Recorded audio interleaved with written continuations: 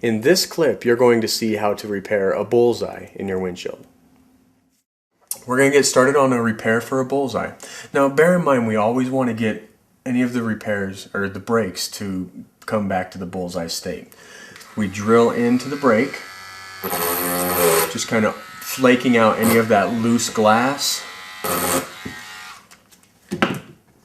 And with a bullseye, it's not too necessary to use your drill and pop method, but we'll just go ahead and do that anyway, because sometimes you will have contamination that's in there, and all we're doing is truing up that circle. Okay. After that's been done, you want to grab your bridge, screw back the feet and the injector, inject some resin into that tip.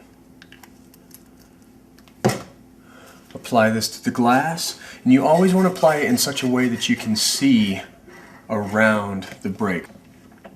Screw those feet down, touch down to the glass with the seal and the injector, and go immediately to a vacuum.